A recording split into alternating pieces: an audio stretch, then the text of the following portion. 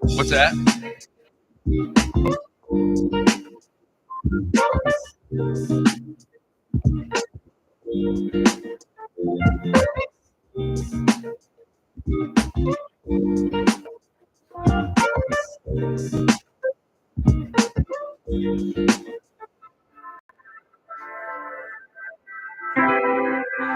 Good afternoon. Welcome to the.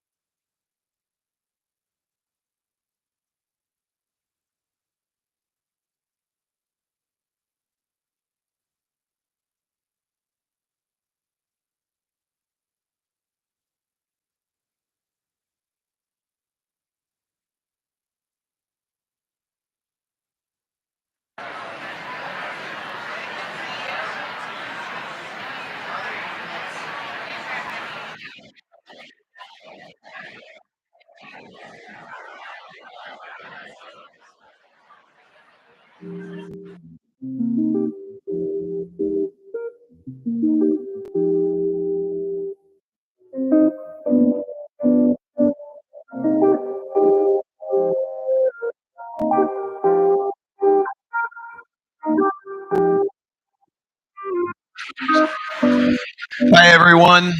Welcome in. We're going to get underway with the program. Five, we know a lot of you are disappointed in some areas, but if you could, please start making your way toward your seats. We'd appreciate it. Make your way toward your seats. We hope to get underway in about 5 or 7 minutes. Thank you.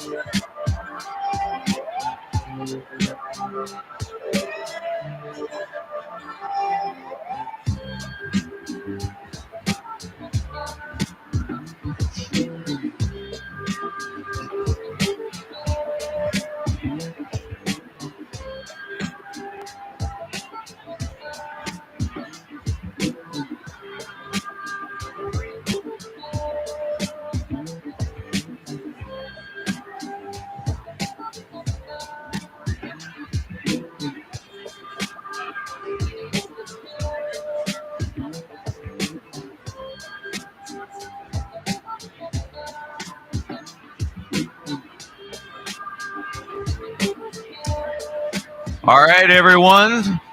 First of all, thank you to everybody who has taken a seat, and all those of you still standing. We would ask you to please go ahead and facilitate getting to your table and to your seat. We'd like to get underway. Time is of the essence, and we don't want to waste a single moment of your time. So we'll give you about a minute and a half here, 2 minutes. Go ahead and find your seats, and we want to get underway with the program.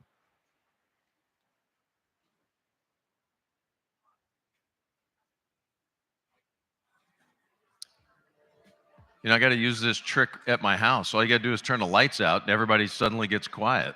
I like that.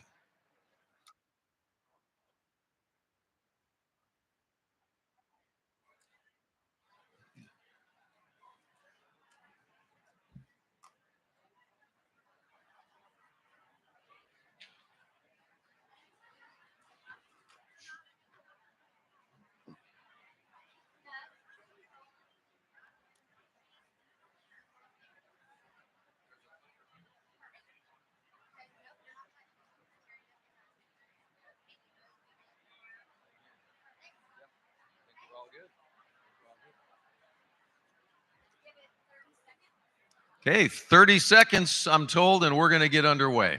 30 seconds. Grab a seat, grab a lunch. Got water at the tables if you're just walking in the door.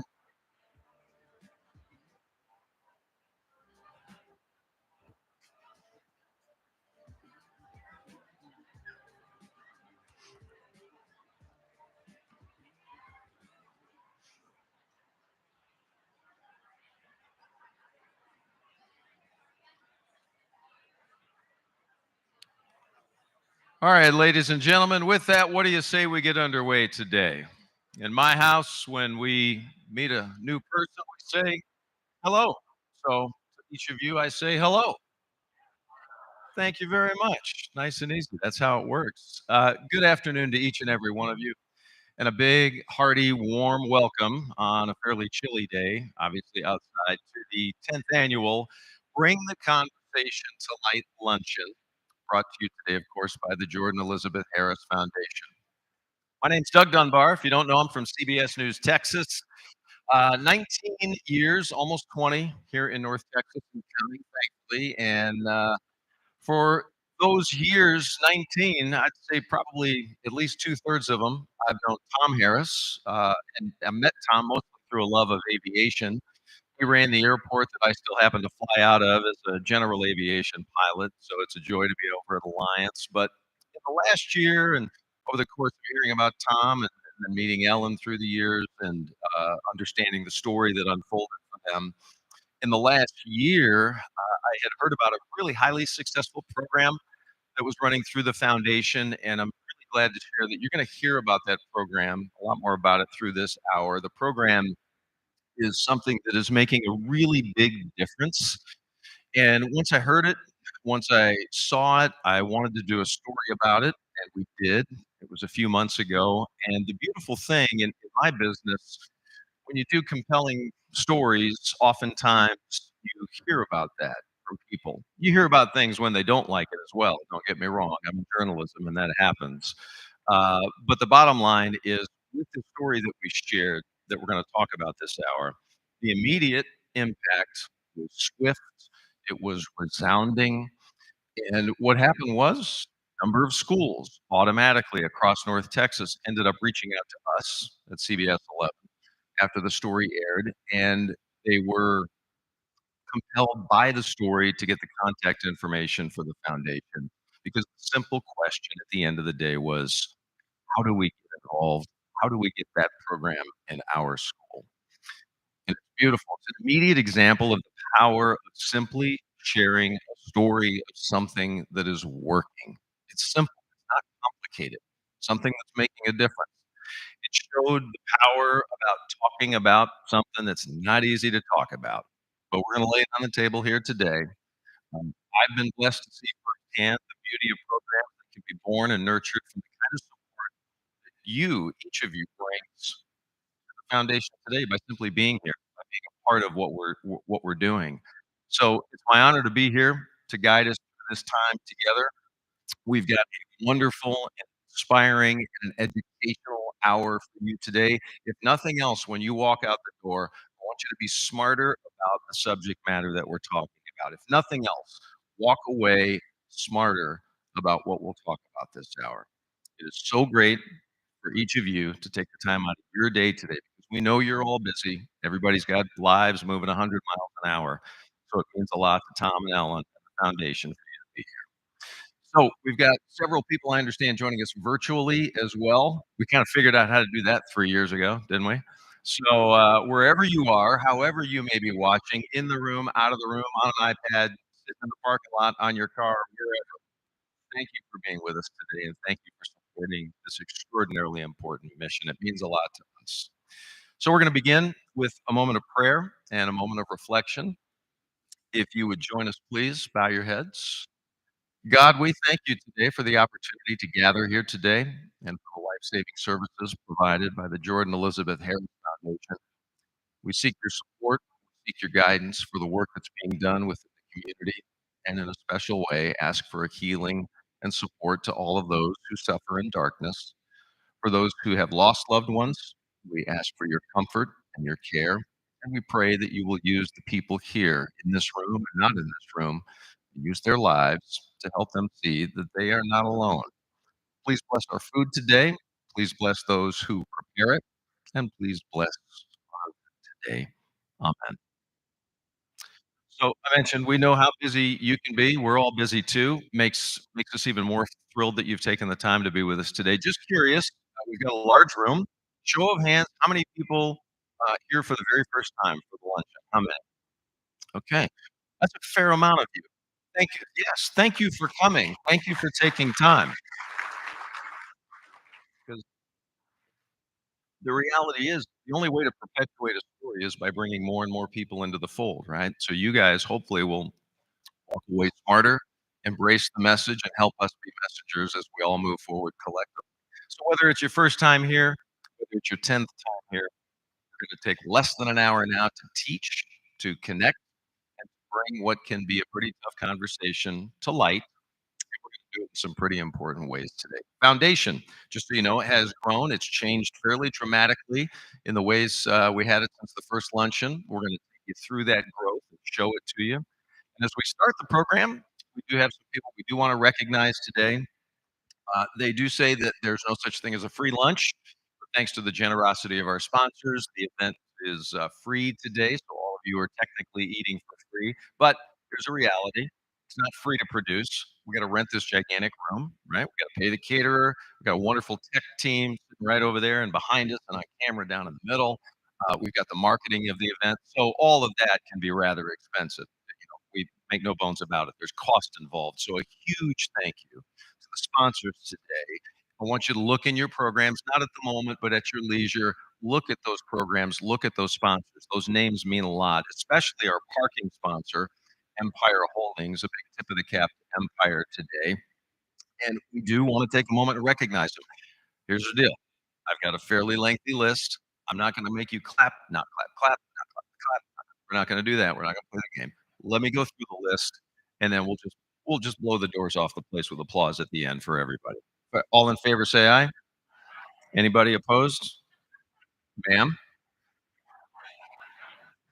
don't be that person, right? Okay. So we're blessed to have a lengthy list. It's what a great feeling. So let me give it to you. Big thanks today. Republic Title of Texas, Office Equity Solutions, Alliance Operating Services, Baird, Hampton and Brown, Alacaina Foundation, Hillwood, Bell, Fiserv, Riverside Home Builders, Ann and Bill Greenhill, Raymond James, Terry Bentley Hill and Tom Krampitz, Parking Concepts, Kelly, Hart and Hallman, Haynes and Boone, Frost Bank, Peloton Land Solution, Drees Custom Homes, Higginbotham, RPGA Design Group, Medical City North Hills.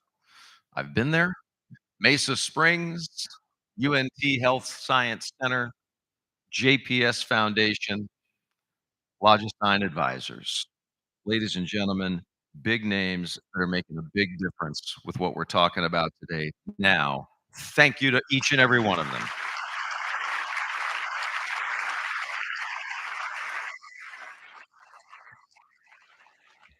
You guys are good. You guys are very good. Just crowd can follow directions. Good.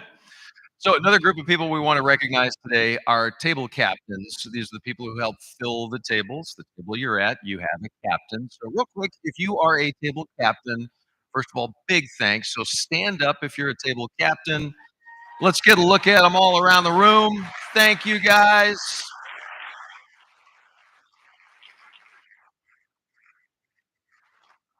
We appreciate you so much for doing that.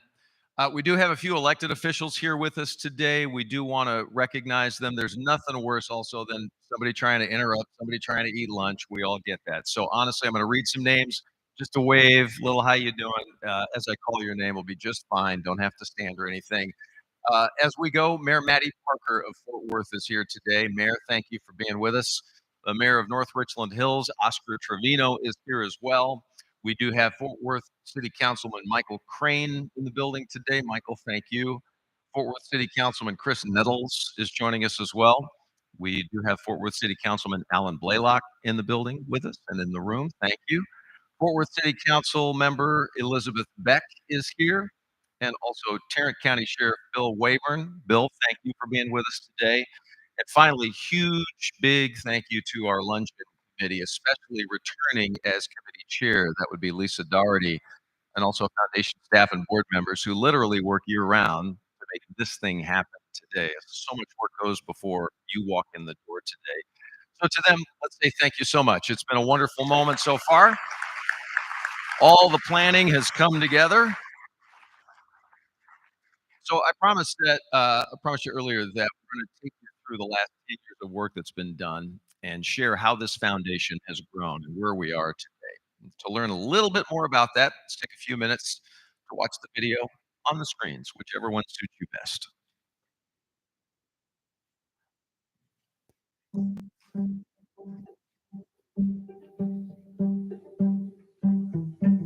My name is Matthew Varicki, and I am the CEO of the Jordan Elizabeth Harris Foundation. Everything at the foundation began with research and continues to start from that aspect. I think the last 10 years of research has really shown us something fundamentally new about depression. That is, it is very likely it is not one illness, it is probably 10, 12 different types of depression.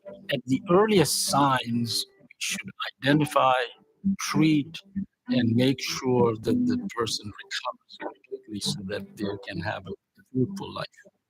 What we've really found is that it's very important to identify the various areas and ways that we can help a community, bring that to the community, and then have the community talk back to tell us what we're missing, what we need to do better, how we need to continue to expand. We have been working at UT Southwestern on depression, especially in the young, but more importantly, how best to then match them with the right treatment and how to predict what their long-term course is going to be.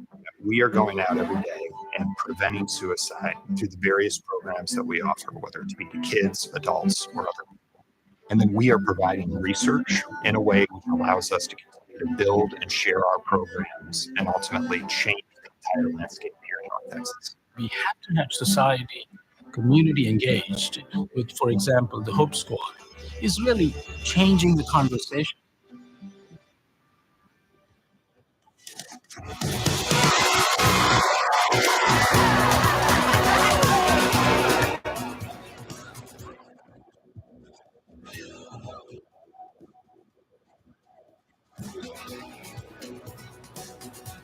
We had representatives from the Jordan Elizabeth Harris Foundation that came out, and they were presenting it. They said, "Hey, we think this would be a good program for y'all in the district." And so that's how I found out. I think it was like 5 or 6 years ago. I was very interested in becoming an advisor for Hope Squad because the counselor and I worked closely in conjunction with a lot of our students who were having social emotional needs. The opportunity for us to have open conversations with parents and recruit the students where it's no longer taboo. We talk about it. Parents are receptive to children learning about suicide prevention. It's a foundation. It's giving them things that they can walk away with to apply in their own life, but also to continue to spread and share with others. I mean, this is something the kids are talking about anyway, and so why not roll out a program that's going to help equip them to help not only themselves out, but their peers out. One of my friends that is also in Hope Squad had helped one of my other friends because she had a journal and she was writing stuff in the journal about what she wanted to do with herself. I think it's easier for kids to talk to a friend because they can trust their friend that they've been talking to.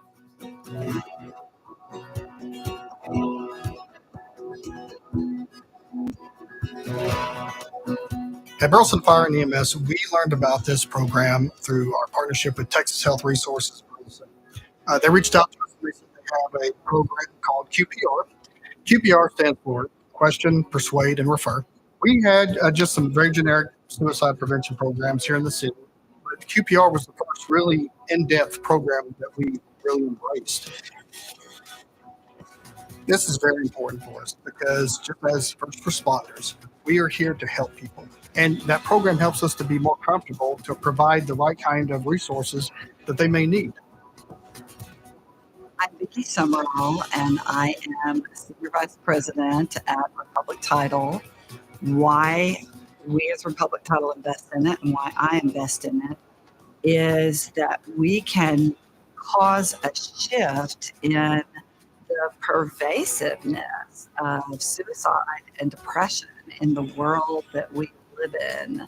Tom and Ellen and the whole group have done an incredible job, and the effectiveness the foundation has in doing prevention, intervention, research, education, peer support. It's always a privilege to get to walk with people that are trying to do good in the world. And I'm just thankful to have the opportunity. I was not blessed to know Jordan, but the stories that people tell about her and how she was a light for everyone carries on in everything that Tom and Ellen has done. They chose to share that with the community, with the idea being that it would change other people's lives. And you have to look no further than the 1,000 people who are in the room every year for this luncheon to know that it absolutely has. When I was a superintendent, in the course of the 7 years that I worked within our system of about 15,000 kids, we had 7 suicides.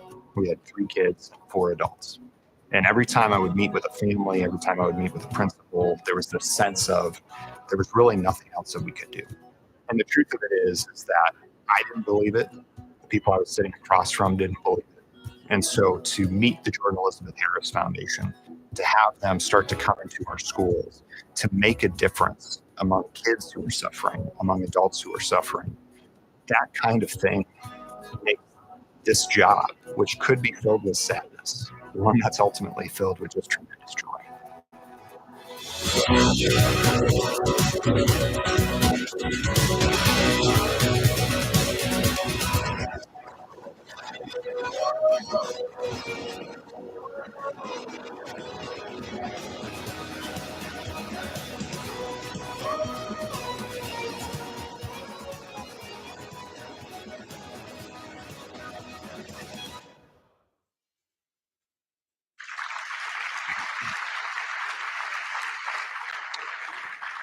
You know, you watch that video and it says a lot that we can sit here in 2023, a room of 1,000 people, watch a 7-minute video about something that I would argue 5, 7, 9, 10 years ago had been pretty hard to capture, right? And it speaks to the fact that it's getting easier to talk about it. It's getting okay to talk about it. And that's a big deal. That's a big reason why we're here. So you get inspired by something like that. We hope you certainly do. It is amazing to hear about the great work that's being done, especially the Hope Squad and the hope that comes with suicide prevention and how it's actively at work in the community, especially with our kids. I got 2 kids right in the middle of it. You know, I got one at college, I got one at high school, and you wonder every day when I, over the years look at Tom and Ellen's story, but for the grace of God, go any one of us, right?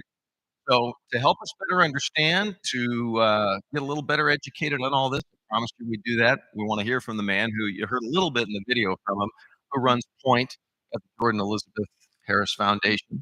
I'd like to bring up the man Matthew Varicki. He's now been at the foundation for just over a year, and in that time, he has worked to expand the programming that the foundation has offered. He has helped to grow the board, primarily been focusing on walking in the footsteps of Tom and Ellen to carry everything forward.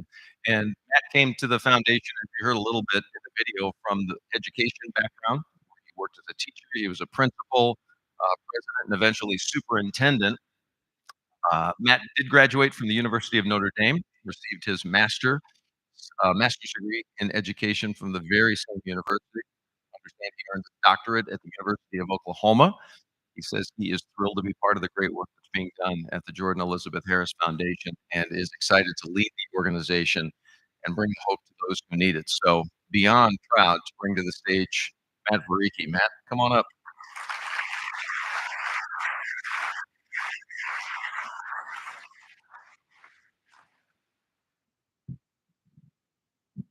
This Memorial Day, my wife Elizabeth and I were out for a walk on the Trinity River Trail.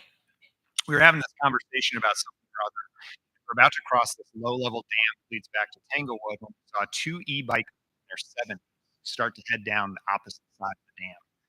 Elizabeth was in this sentence and she suddenly just stopped talking because even 50 feet away, she could tell that something wasn't right. We heard this cry, and all of a sudden the woman shoots over the edge of the dam, hits the side, she lands in the water, her bike's on top of her. Elizabeth didn't hesitate. She took off on a dead sprint down the side of the dam. And we were there in maybe 10 seconds. The woman's companion had parked his bike in the Trinity. He was doing everything he could to hold her up, but he was struggling. The water was deep enough that he couldn't get leverage on the bike. So I jumped in. Elizabeth ran to call 911 to direct him down to the river. The woman was bloodied. She was unconscious. Her companion and I were able to get the bike off her. I was able to pull her to the side and get her out of the water. We got her situated. We made sure her neck was broken, that she didn't have any life-threatening injuries. And not long after the EMTs arrived and took over, unfortunately, she made a full recovery. A lot of things had to come together so a life could be saved that day. If it hadn't been Memorial Day, if the water had been higher, if I'd been shorter, any of those things could have changed the outcome. What I know for sure, however, is this. Two people who went into the water weren't going to be okay on their own. Someone needed to be there to help them. It didn't matter how smart, how rich, how much they loved each other, anything else. It was a moment when they desperately needed the community. Look, this is a dramatic story of how a life gets saved. But the truth is, there are people all around us, even in this room today, who are drowning. Some of them may be struggling so much they cannot even ask for help. And in those moments, maybe their family, their parents, their spouses will step in. Sometimes that just isn't enough. Sometimes you need help in someone else's life, a stranger even, to step up. Sometimes you need the Jordan Elizabeth Harris Foundation. See, I work with people every day who save lives. Christy, David, Latasha, and Rachel, they train in this community to recognize the signs that somebody is drowning, and they teach them how to step in. They work with Hope Squads, with businesses and churches, and they currently oversee 119 schools, 108,000 students, a conference, community block parties, and they're collectively responsible for training over 35,000 people in Fort Worth and QPR. I work with Tom and Ellen, who built this foundation from nothing to the force for good that you just saw in this video. A foundation that supports research by bringing together the top minds in suicidology to Fort Worth for the summit, a gathering of incredibly talented researchers who believe that we can solve this thing if we work together. Tom and Ellen have provided through the foundation an additional $500,000 in research projects, many of them right here in Fort Worth, to learn about depression, the brain, and suicide. And finally, I get to work with community partners that allow us to train businesses, first responders, and methods to protect those around them, including in places like Cook Children's at BNSF Railroad. See, we're a foundation that fights to bring the conversation out of the darkness and into the light. But we couldn't have done any of it without us. This is our 10th luncheon. It marks 10 years of sorrow, but it also showcases 10 years of hope and change and bringing this community the tools necessary to prevent tragedy. I'm going to ask those of you who came to the first luncheon, if you would just please stand right now.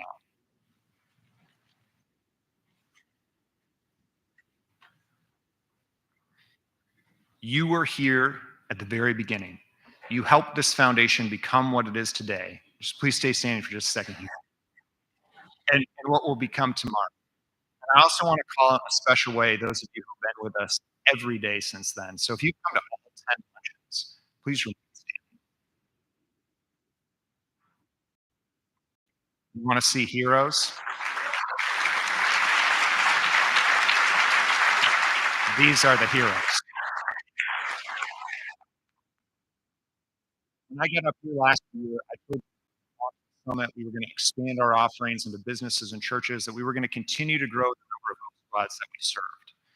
We could only do that because of the generosity of all of you, and we can only expand with your generosity in the future. To all of you here today, just know how grateful we are for you supporting this mission, for changing the lives of families and people you may never meet, and for helping us make a world where suicide is never a choice. I go off script here for just 10 seconds. Don't want Tom to get too mad at me. We got to stay real close on our schedule. We got some data yesterday, which I think is really important. And every year we get the data on suicide numbers, and every year we say, look, it's more bad news, it's more bad news, it's more bad news. But this year it was different because we found out that in 2022, out of the 4 major counties, Tarrant, Dallas, and Denton, that are in North Texas, one of them had a 5.4% reduction in suicides. I'll give you a hint. And the other thing that we got is that for 2023, we actually have seen through November a 50% reduction in suicides among youth.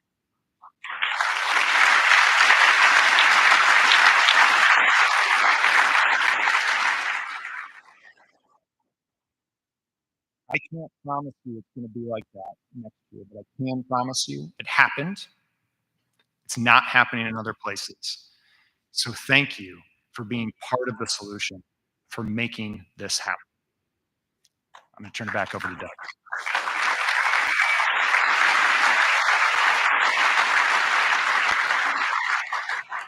A lot of people who work in data will tell you the data doesn't lie.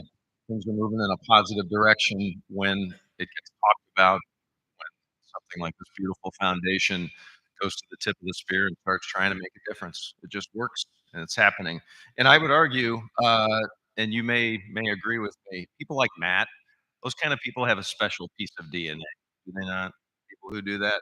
So Matt, thank you again. Thank you for running point. We appreciate you.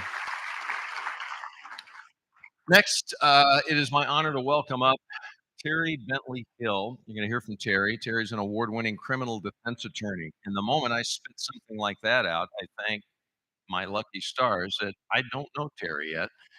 And I've not needed to know Terry yet, but this will be a pleasurable moment. She has very strong ties to the Fort Worth community, where she received her Doctor of Jurisprudence from Texas Wesleyan University School of Law. She's also a nationally recognized mental health care advocate who created the Stop Minding Your Own Business initiative with the real basic belief, and she'll talk more about it, of course, that just one person, maybe somebody in this room, can change the course of somebody else's life by asking the simple question, are you okay? Honored to welcome to the stage our keynote speaker, Terry Bentley Hill.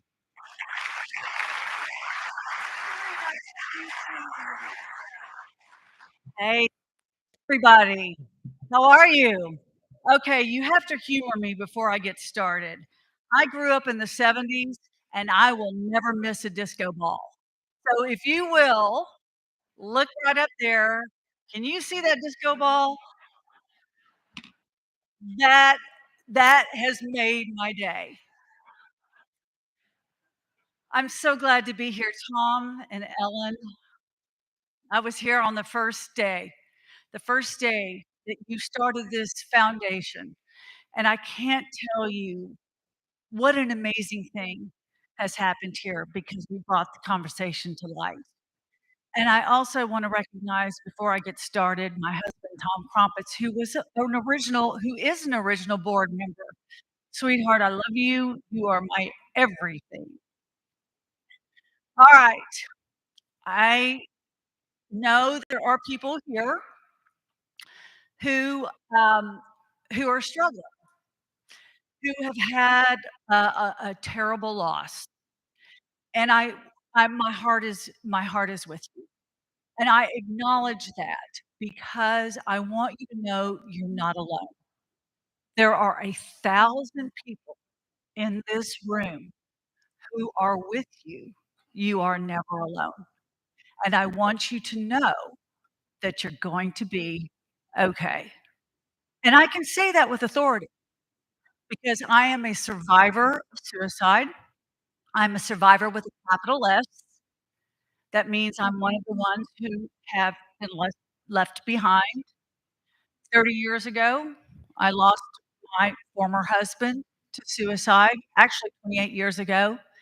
And then 9 years after his death, I lost my youngest daughter, Hallie, and that is Hallie Hill. She was 14 years old when she took her life. And one of the fears a parent has when they lose a child is that people will go on with their life and people will forget your daughter or your child. So I want you to know that it's always okay to say the name, and that is and I will introduce you to Hallie a little bit more as I go on. And I thought about this. I talk a lot to different groups, and I thought, what am I gonna say to this incredible group? And I thought, well, what I'll do is since it has been 28 years since I lost my former husband, that I will share some of the things that I have learned, and I'll pass that on to you. First of all, I'm gonna give you the good news. The good news is that suicide is one of the most preventable deaths. Suicide is preventable, but we've gotta talk about it, and that's why we are all here. Now, I want to also say, I have learned that suicide is one of the most difficult deaths to grieve because it's very complicated. It is oftentimes a death that when it happens, you take on responsibility that doesn't belong to you. There are a lot of the wouldas, couldas, shouldas, should haves, and one of the things that I know that I experienced with both my former husband and with my daughter Hallie is, what is wrong with me that people keep dying around me? I made it very personal. But as I've gone along and I've learned more and I've talked to so many people and I got into therapy, I have learned that it wasn't about, and I have also learned that those whys that we all ask, "Why? Why did this happen? Why? I don't understand."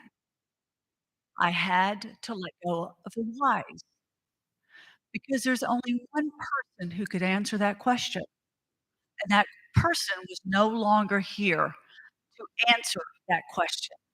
So I had to learn to let go of the whys.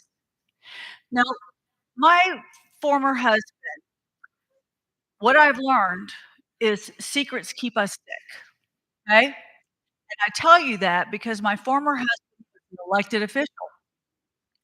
He was an elected district attorney, and he struggled with mental health issues and depression, but because he was afraid that it would ruin his career if he sought help, our family kept a secret and hid in the shadows and tried to conceal the illness that at the time we didn't know it was an illness. We didn't know what it was. We were just getting sicker and sicker. So secrets can keep us sick. So that is, people will often ask me, Terry, what would you do differently if you could? And what I would do differently is I would have gotten help for myself. That's what I would have done. I didn't share any of this with my family or my friends because I really worried that I might hurt his career. Didn't wanna get help, but he paid the ultimate price for not getting help. So that secret is what kept us sick. Grief is hard work, you guys. It takes a lot of energy. I had 2 weeks of law school when Hallie died, and I remember thinking, "I don't think I could do this.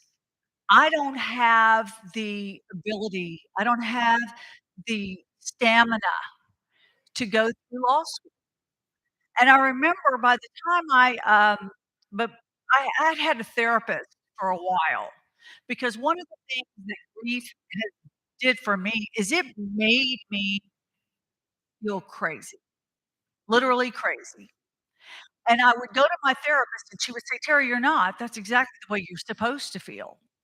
So when after Hallie died and the law school, I withdrew for that year and the law school called me back and said, "Are you going to take the place? If you don't, we're going to have to fill it." And I went to my therapist. I said, "I don't know if I can do this. I don't think I can concentrate. I don't think I have the energy to do this kind of work in law school." And my therapist said, "Terry, it's not my job to tell my clients what to do, but I'm gonna tell you right now, you're gonna go to law school, and you're gonna take it 1 semester at a time, and then you're gonna take it the next semester, and then the next." And she said, and I'm gonna tell you something, after 3 years, when you walk across that stage, you will know and grab that diploma, you'll know there's nothing you can't do. You guys, I was 46 years old when I went to law school. I didn't graduate until I was 50, and she's right. There is nothing I don't think that I can do. And I can tell you I had 3 girls sitting in that auditorium, my daughters, my 3 surviving daughters were in that auditorium, and they were the loudest cheerers in the audience. There's nothing you cannot accomplish one day at a time. There is a language of depression that I learned that people speak, and I didn't speak that language of depression. I didn't know what the message was, but people will speak a language of depression, and it can be verbally or nonverbal. I know because Hallie shared some things, but because I did not speak that language, I missed it. I'm not being mean to myself. I just didn't know. Hallie, depression causes cognitive distortion right here, thinking errors. Oftentimes we have black and white thinking, or we have catastrophic thinking. But Hallie, at the age of 13, started telling me, "Mom, I don't have any friends. Nobody wants to sit with me at the cafeteria. Nobody wants to be around me." And I looked at her like, "No, that's not the case. I know all the people who come over and spend the night. She's a straight A student. Her insides didn't match her outside, and so just to make sure that I was right, I volunteered at the cafeteria at middle school so I could see if she was sitting in that cafeteria all by herself. Well, of course she wasn't. She had 20 people around her. They were all laughing, smiling. But you know what? I went home and I thought, "Yeah, I was right." But you know what? What I thought was irrelevant. It's what she thought. And she had been listening to very melancholy music. She had been sleeping a lot. She cried before she went to school. She was exhibiting the signs of depression, but I didn't speak that language. So I've had to learn to speak the language. And when you do learn, one of the things let me back up a minute. I have after many people who are survivors of suicide have depression themselves. They experience depression. I certainly did. I had to go to counseling. For me, I had to take medication because my brain couldn't make the chemicals I needed, and I had to have peer support, and that's what you all are, of course. This is the peer support. But what I had to learn to do is I had to do certain things to take care of my and one of those things is that I had to be open, honest, and transparent, and I had to tell my story. There were times at night when we talk about darkness, the hardest times for me were at night after Hallie died. But, I had friends who told me, "Terry, I'm praying for you. I wake up at night, I will be praying for you, and I'll be praying for you while you're asleep." And as I laid in that bed and I saw this light up and it said, "I'm praying for you," I began to believe. I began to believe that those prayers were being lifted up on my behalf, and it empowered me because I believe God holds those prayers in the golden bowl by His feet, and they are a sweet incense to Him, and I began to feel that, and I knew that I was not alone, and so I started telling my story, and Doug was talking about the story. The story is everything. Our story is everything. We all have a story because the story can be the key that unlocks other people's health. I was in a law firm. I speak to a lot of law firms, law groups. I'm very, very involved in lawyer wellness. And after I got through to this law firm in Houston, I noticed that there was a group of women sitting at a table. I kept looking over there because people come up usually afterwards and wanna talk and share their story, and I noticed them sitting there huddled together, and eventually one of the women came up to me and she said, "Terry, I want you to know something. When I was 15 years old, my father died, and for the last 45 years, I have been telling people he died of a heart attack until and for the very first time, I shared with my colleagues that my dad died of suicide because you told your story. You have set me free. Tell your story. It truly can set someone's life free." I Tom and I started Stop Minding Your Own Business because very much like, QPR, it is imperative that you step out of your comfort zone and approach with love and concern people who are struggling. I have a friend who jumped off the Golden Gate Bridge when he was 17 years old, and he told me that he would not have done that if one person asked him that day, "Are you okay?" He obviously survived. He was one of 43 people to ever survive jumping off the Golden Gate Bridge, and when he got through telling me that, I thought, "Gosh, we've got to stop minding our own business." We can all say, "Are you okay?" Because what it does is it relieves suicidal pressure or crisis. Think of it like a balloon.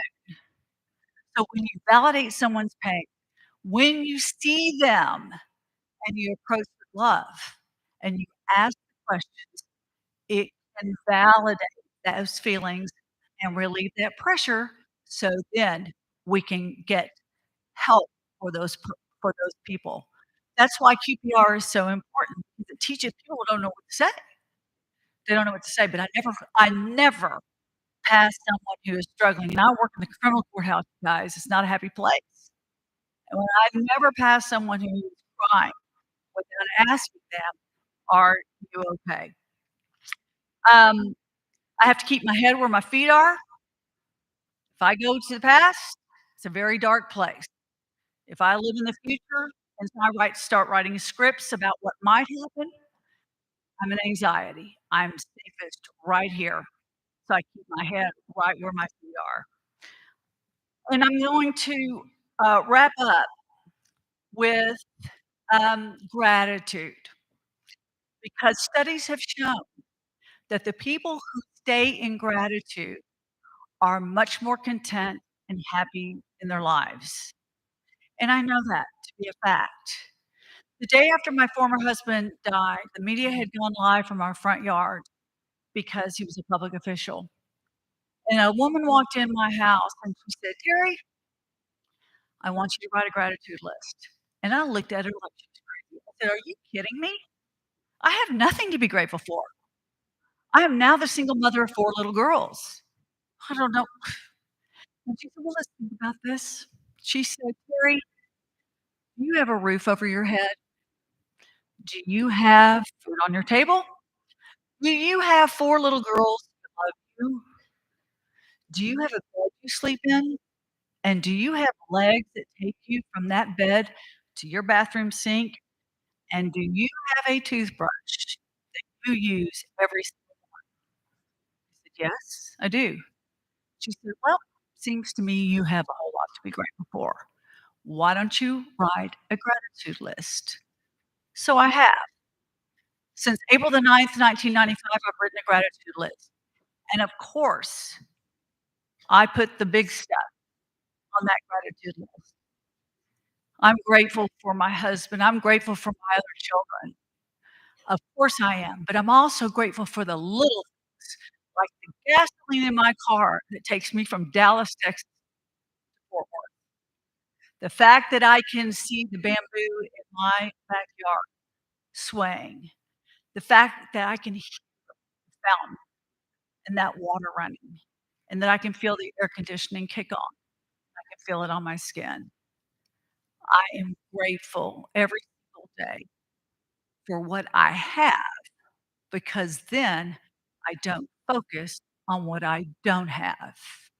And I can tell you this, that we are powerless over people, places, and things, but our perspective is a choice. And I choose to be grateful for what I have. I want to leave you with this. Ernest Hemingway said, "Life breaks everybody, but afterwards, some are stronger in the broken place." And I know there are some very strong people in this room. You are not alone. We are all together. And I can tell you this, that I am a person of faith, and I believe that is the main reason why I'm up here talking to you. And I could finally take a deep breath when I realized that no matter if I live 30 years on earth without Hallie, it will be a blink of an eye compared to an eternity with Hallie. I wish you today the peace that passes all understanding. Thank you very much. Ellen and Tom, thank you for having me. I appreciate you.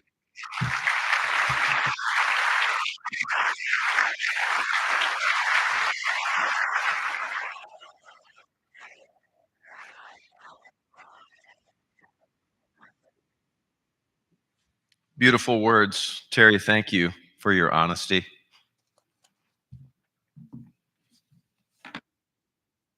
So last year, the foundation sponsored the second Light the Trail ride. If you're not familiar, this is not grab the mountain bike, let's go down to Trinity River and do a mile or two. These people know what I'm about to say. This time, this trail ride, hashtag, they went from the headwaters of the Mississippi River and they ended up in New Orleans, right on the Gulf of Mexico. And they got there by racking up 1,800 miles in the saddle. 1,800. Uh, but every mile along the way is a moment that allows them to connect with each other. That's a lot of time together. But more importantly, connecting with the community that they would go to each and every day. New community. They rode the Light the Trail ride for those who are suffering in the darkness. They rode for family. They rode for friends. They rode for those who struggle in silence that we've talked about today already. Maybe you're in this room and maybe we're talking to you. They rode for the belief that those people are not alone. And we know that that feeling of isolation is there, and those kind of folks who have those feelings, unaware of those who are ready and willing to lend a caring and a listening ear. But there's a lot of people out here waiting to listen. 1,800 miles to light the trail is a powerful story. It's a documentary following their journey and it tells what, as you can well imagine, is a very emotional story, and it draws a lot of attention to those who are suffering in silence, as well as each of us and how our communities and how we can jump in and be ready to help if we choose to. The film debuted at Trip Fest in Austin back in September. Foundation is going to be providing opportunities for our partners, by the way, some opportunities for friends and family as well to attend screenings and continue having the conversation about mental and brain health. And if you'd like to host a private screening, keep this in mind through the day today. You can go to the website, Elizabeth Harris Foundation website. There'll be an 1,800 mile tab that you'll see on there. Just click on that, and that's actually going to give you access to the trailer which you're actually going to see here today. But just so you know, after you've seen it, if you have a thought later, this same trailer is available on the website and we can set up a screening.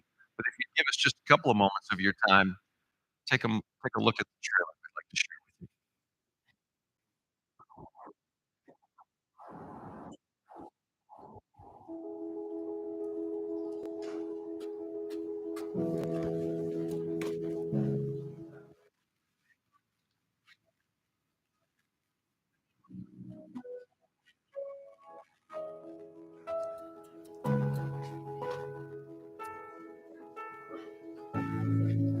When emptiness hides the truth and gray clouds block the silver lining, let's talk. Because in order to remove a stigma, You have to bring the conversation out of the dark.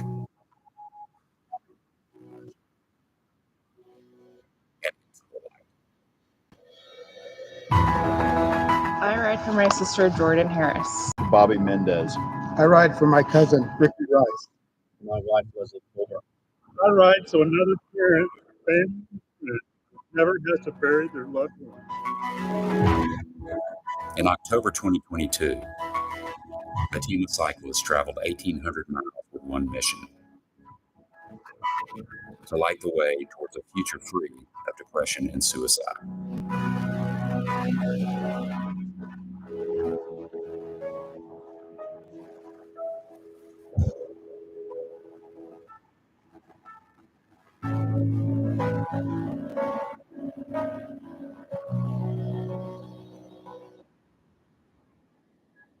I don't think there's a bike ride I go.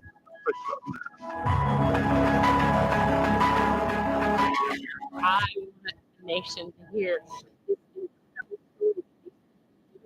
how people can be helped.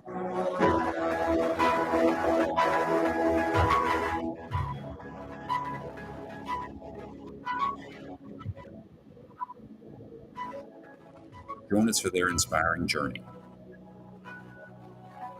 1,800 miles. The Light the Trail documentary. Coming soon in 2023.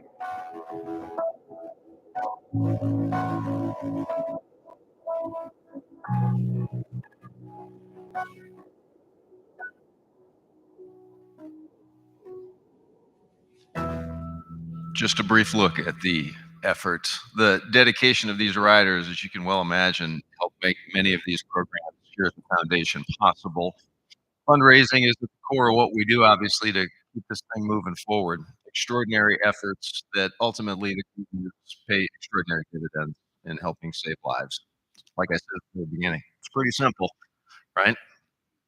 Talked earlier about the Hope Squad and the program that we did a story on at CBS 11 that I was so enamored with and taken with because it is active in schools all around us here in North Texas. It is making a tangible difference. We sit and talk to the people who are directly affected by it. So here with us today are Hope Squad members that I want to introduce you to from Castleberry High School, Castleberry ISD. We're going to come out in just a second here. Ladies and gentlemen, it's my honor to present to you the Hope Squad and Finding Hope.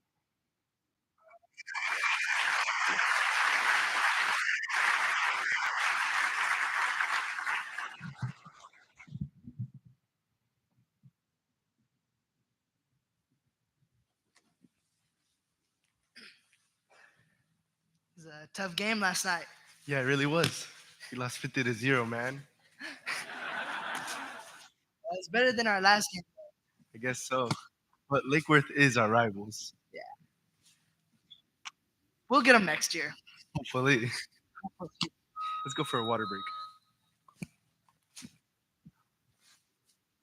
Those are the ugliest girls I think I've ever seen in my entire life. We were like, what are they even doing? Are they like cheerleading? They're such losers. Nobody likes them. And what are they even doing? My question is, how's it been made into a cheerleading team? Just look at them. They don't even know how to dance right. And look how they even look. They don't even look good. They should be kicked off. Oh my! Let me see that picture. Look, they look so bad on this picture. Oh my gosh! Send me that. I'm gonna send it to the whole school so they can all see how ugly they really are. Ugh. Such a hard game to cheer at. I'm tired. Oh my gosh, look at this. What is that? Someone posted an ugly picture about you. Do that. No, go away. I can't. Leave me alone.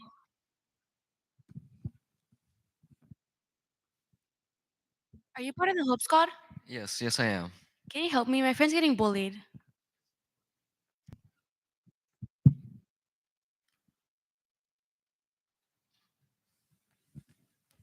I brought something to help you. Do you want me to stay or do you want me to go? Can you stay? Yeah, I've been having such a rough week lately, and I started getting cyberbullied, and it's my last straw. Well, I just want to tell you, if you do want to talk to me, I am going to have to tell all of my health care advisors about this. I understand. Okay, to start off, or do you have any thoughts of harming or killing yourself? Lately, I've been having some. Well, I can walk you to our health care advisor's office to refer you to them. Okay.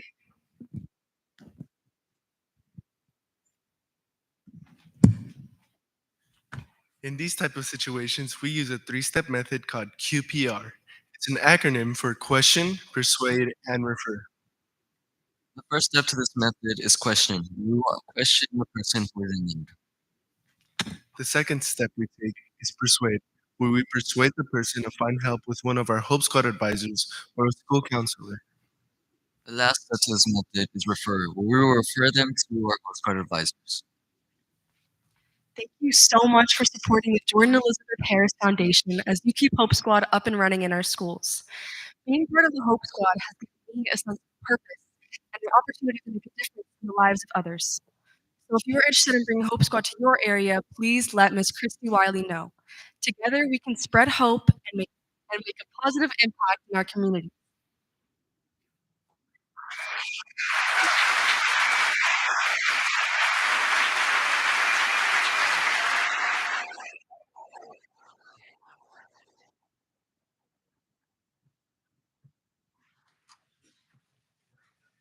Somebody stole the microphone.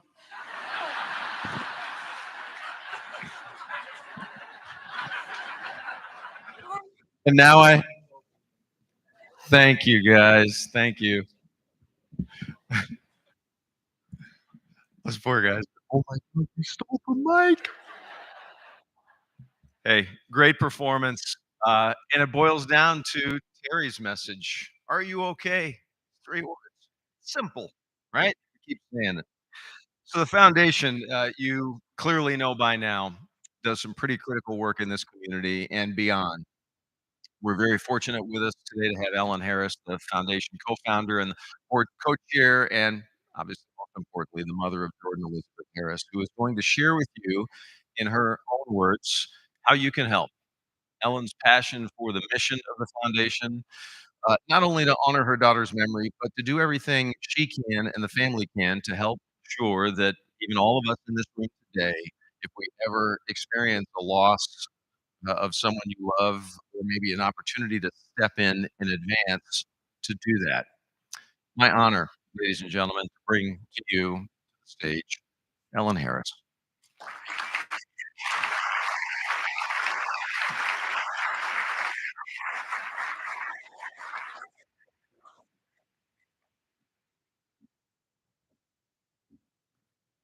I look out at the group gathered here, and I see many people who've been here every year for the last 10 years, and I am incredibly grateful.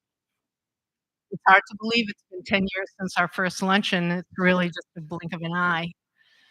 We've come so far since that beginning, and all of you are the reason for that. We started with a board of directors. Now we have an amazing staff of 6 passionate, committed people who manage the day-to-day operation of the foundation. We started with no programs, and now we have Hope Squads on 119 campuses, not to mention the thousands of community members who've been trained in QPR for free.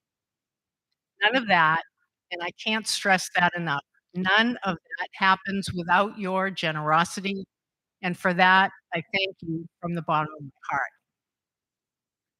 Hopefully, you all know that we started our Give Light campaign this year. Darkness is a big part of depression and suicide. It's the overarching sense that things will never get better, that you're stuck in a dark place and you can't escape. We hope that by talking about mental illness openly and honestly, we can give light to those suffering in silence. Coast Products has generously provided each of you with a Jordan Elizabeth Harris Foundation flashlight at your table. We hope that even as it provides light for all of you, that you'll be willing to take that light and share it with the community. I'm gonna ask you to pick those flashlights up now, if you would. And Just so you know, there's a button at the top where the ribbon is, and that's what you use to turn it on. We want to show you what these last 10 years have been like.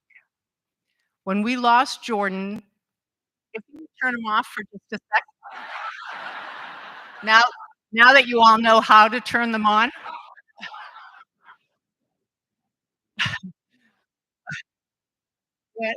When we lost Jordan, there was a darkness that came over everything. The light that she was had been extinguished, but we were not alone.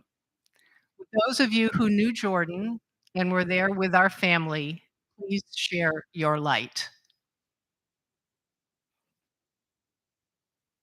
The people around us gave us hope. Members of our family, our friends, our workplace, and our faith community, they all sustained us and reminded us that even in our pain, we could bring light to others. If you were among those people or came to our first few luncheons, please share your light. When people attended those first few luncheons, we realized how much our community had been affected by depression and suicide, and how those people and their families had faced difficult times and darkness as well. They showed us that there was a need to have more of a conversation, and it was going to take all of us to bring that conversation to light. If you or someone you know has been affected by depression or suicide, please share your light. We didn't stop with the conversation. We grew Hope Squad to cover nearly 120,000 students across 119 schools. We raised and distributed over $500,000 for research into depression and suicide. We trained over 30,000 people on how to spot the signs of suicide and how to intervene.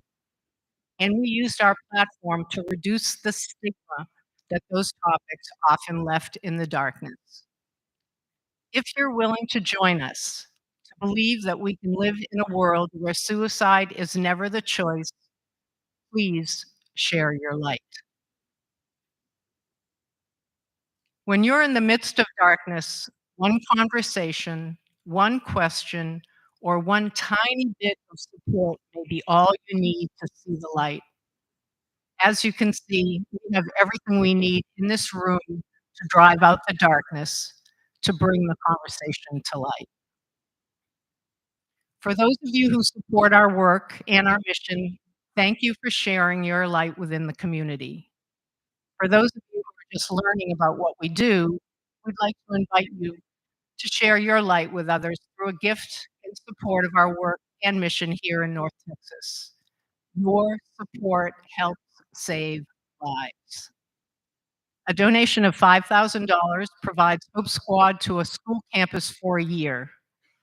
$2,500 allows QPR training to be offered in underserved communities. $1,000 allows us to train up to 5 school-level trusted adults in suicide prevention. $500 pays for travel costs of a researcher to attend the summit. $250 covers the cost of QPR training for a single organization. A gift of any size will be greatly appreciated. Please consider making a monthly recurring donation, which is also an option on your pledge card. It may be easier on your budget to split your donation up over time. Any donation amount will help us pursue our vision of a world where suicide is never the choice. For your convenience, you can either fill out the pledge card that's on the inside of your program, scan the QR code in your program, or text to give at the 800 number also in your program. And as a friendly reminder, if you're interested in purchasing the beautiful orchids at your table, the suggested donation is $20. As I have been for the last 10 years, I'm incredibly grateful to all of you for your support, both financial and emotional. The Jordan Elizabeth Harris Foundation would not exist without you. Thank you very much. Thank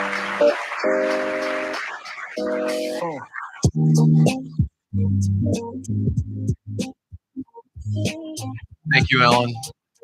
So that's the message. I made a promise at the very beginning that we'd get you out of here on time. We're real close to that. Sorry if we run a couple of minutes over. But the other promise I made to you was that you're going to walk out the door today a little bit smarter about depression and suicide. Have we accomplished the mission? Yes, we have. Good. I'm glad to hear that. It's a tremendous organization. This was a tremendous cause. And again, it's so good to talk about what is so hard to talk about. So please donate. Make sure ultimately you share your light with those who may be in the darkness. As we exit, we'll put the QR code and everything back up on the screen. You can also go to the Elizabeth Harris website, the foundation website. You can donate there as well. Share with your friends. On behalf of Tom and Ellen and the entire crew at the foundation, it's been an honor to be here with you. Thank you for spending your time with us. Please be safe going home, and we certainly hope to see you back here next year. Thank you.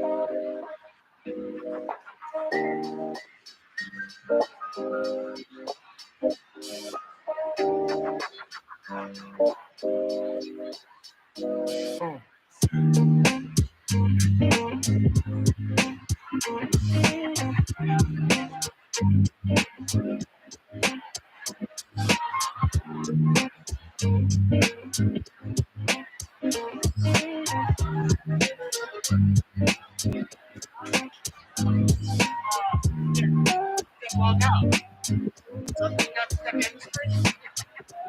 Oh. Well, I was keeping that in case people are still in there and grab the QR code. Yeah.